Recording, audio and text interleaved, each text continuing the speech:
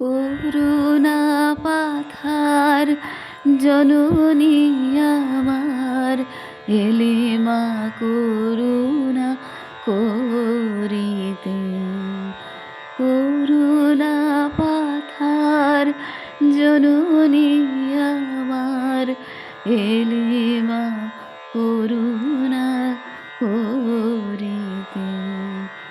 তাপিতের তরে নরদেহ ধরে অশেষ যাতনা সহিতে, এলে মা করুণা করিতে। করুণা পাথার জননী আমার, এলে মা করুণা করিতে। যথাগ্নি দাহিকা শক্তি রামকৃষ্ণে স্থিতা হিয়া, সর্ববিদ্যা স্বরূপাং তাং শারদাং প্রণমাম্যহম। শুভ সন্ধ্যা বন্ধুরা। প্রতিদিনের মতো আজকেও মায়ের কথা আলোচনার মাধ্যমে সন্ধ্যাটি হোক সার্থক, সুন্দর ও মধুর। আমাদের এই ক্ষুদ্র প্রচেষ্টাগুলি যদি তোমাদের ভালো লাগে তবে তোমরা লাইক এবং কমেন্ট করো, অন্যান্য ভক্তদের সাথে শেয়ার করো, আর অবশ্যই চ্যানেলটিকে সাবস্ক্রাইব করে এই আধ্যাত্মিক পরিবারটির সঙ্গে থেকো। আজকের পাঠে আমরা দেখব যে এই সমাজে লোকনিন্দা, লোকের সমালোচনার ভয়ে অনেক সময়ই যা শ্রেয় বা উচিত কর্ম তা আমরা কেউ করি না, এমনকি কর্তব্যকর্ম থেকেও বিচ্যুত থাকি। কিন্তু শ্রীশ্রীমায়ের মতে লোকের কথা ছেড়ে দিয়ে যা ভালো তাই করা উচিত। এটি আমাদের একটি শিক্ষণীয় বিষয়। আবার ঠাকুরের কাছে কোনো কষ্ট বা বিপদ আপদের কথা জানাতে আসা জনৈক স্ত্রীলোক সেজেগুজে গায়ে গন্ধ মেখে এলে মা তাতে খুব বিরক্ত হন। মা বলেন, এভাবে ঠাকুরের স্থানে যেতে নেই। এইভাবে দেখি মা সেখানে উপস্থিত লোকেদের ও লেখিকাকে জীবনের গুরুত্বপূর্ণ পাঠ দিচ্ছেন। কিভাবে চলতে হয়, উচিত এবং অনুচিত কর্মগুলি কি কি তা অবগত করাচ্ছেন। এবারে আসি আজকের পাঠে। আজ সন্ধ্যার পরে গিয়েছি। মা তার তক্তপোষের পাশে মেঝেতে একটি মাদুরে শুয়ে আছেন। প্রণাম করে কথা প্রসঙ্গে মাকে জিজ্ঞেস করলুম, মা, অনেক দিন এসেছি, এখন কি আমার কালীঘাটের বাসায় যাওয়া উচিত? মা বললেন, থাক না আরও কিছুদিন। সেখানে গেলে এখানটিতে তো আর এমন করে আসতে পাবে না। একদিন যদি না আসো তো ভাবি কেন এলো না গো। এই কাল আসনি, ভাবলুম অসুখ করলো নাকি। আজ না এলে বামুন ঠাকুরকে পাঠিয়ে দিতুম। তবে যদি তোমার স্বামীর কোনো অসুখ বিসুখ করে আর তার মনের ভাবে বোঝো যে তার ইচ্ছা তুমি এখনই যাও, তাহলেও বৃষ্টি যেতে হবে। আমি বললাম, তিনি প্রসন্ন থাকলেও লোকে তো মা বলে ঘর সংসার ছেড়ে এতদিন বোনের বাড়িতে রয়েছে, স্বামীর সেবা সংসার এসব করাও তো তার কর্তব্য।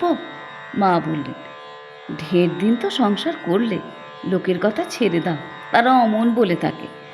পূজার সময় আশ্বিন মাসে তো সেখানে যেতেই হবে। আমি বললুম, সংসারের জন্য বড় একটা ভাবনা কখনো ছিল বলে তো মনে হয় না মা। আপনার কাছে আসতে পাবো না সেই ভাবনাই এখন সর্বদা মনে হয়। মা বললেন, তবে আর কি, থাক না এ মাসটা। জনৈক মহিলা মায়ের সঙ্গে দেখা করতে এসেছেন। একজন ব্রহ্মচারী খবর দিয়ে গেলেন। ইতপূর্বে ভীষণ ক্লান্ত হয়ে মা শুয়েছিলেন। এই সংবাদ পেয়ে এই আবার একজনকে নিয়ে এসছে। গেলুম মা বলে বিরক্তি প্রকাশ করে উঠে বসলেন। খানিক পরে সুন্দর বসন ভূষণ পরিহিতা একটি মহিলা মায়ের শয্যাপ্রান্তে এসে বসে মায়ের শ্রীচরণে মাথা রেখে প্রণাম করলেন। মা তাতে বললেন, ওখানেই করো না মা, পায়ে কেন? তারপর কুশল বার্তা জিজ্ঞাসা করলেন। তিনি বললেন, জানেনই তো মা তার অসুখ। মা বললেন, হ্যাঁ শুনেছি। তা এখন কেমন আছেন? কি অসুখ? কে দেখছেন? তিনি বললেন, অসুখ বহুমূত্র। ডাক্তার দেখছেন, পেটে জল হয়েছে, পা একটু ফুলেছে। ডাক্তার বলেছেন খুব শক্ত ব্যারাম। তা ডাক্তারদের কথা আমি মানি নে। মা, আপনাকে এর উপায় করতেই হবে। আপনি বলুন, তিনি ভালো হবেন। মা বললেন, আমি কি জানি মা, ঠাকুরই সব। ঠাকুর যদি ভালো করেন তবেই হবে। তার কাছে প্রার্থনা জানাব। তিনি তাহলেই হলো। আপনার কথা কি ঠাকুর ঠেলতে পারেন? এই বলে তিনি আবার শ্রীচরণে মাথা রেখে কাঁদতে লাগলেন। মা তাকে প্রবোধ দিয়ে বললেন, ঠাকুরকে ডাকো, তিনি যেন তোমার হাতে নোয়া রাখেন। এখন খাওয়া দাওয়া কি করেন তিনি? এখন লুচি এইসব খান। এইরূপ দুই চারি কথার পরে তিনি মায়ের শ্রীচরণ প্রণাম করে বিদায় নিলেন এবং নিজে পূজনীয় শরৎ মহারাজের সঙ্গে দেখা করতে গেলেন। সব লোকের জ্বালা তাপে শরীর জ্বলে গেল মা। এই বলে গায়ের কাপড় ফেলে মা শুলেন। আমি তেল মালিশ করবার উদ্যোগ করছি, এমন সময় আবার মহিলাটির কে এক আত্মীয় প্রণাম করতে এলেন। আবার মাকে উঠতে হলো। তিনি চলে যেতে মা পুনরায় শুয়ে বললেন, এবার যেই আসুক আমি আর উঠছি না। পায়ের ব্যথায় বারবার উঠতে কত কষ্ট দেখছো তো মা। তারপর আমবাতির জ্বালায় সারা পিঠটা এমন করেছে। বেশ করে তেলটা ঘষে ঘষে দাও তো। তেল মালিশ করবার সময় পূর্বোক্ত মহিলাটির কথা ওঠায় মা বললেন, অমন বিপদ, ঠাকুরের কাছে এসেছে, মাথা মুড়ো খুঁড়ে মানসিক করে যাবে তা নয়, কী সব গন্ধটন্ধ মেখে কেমন করে এসেছে দেখেছ? অমন করে কি কেউ ঠাকুর দেবতার স্থানে আসে? এখানকার সবই কেমন একরকম। কিছুক্ষণ পরে বউ এসে আমায় বললে, লক্ষণ অর্থাৎ চাকর নিতে এসে বসে আছে।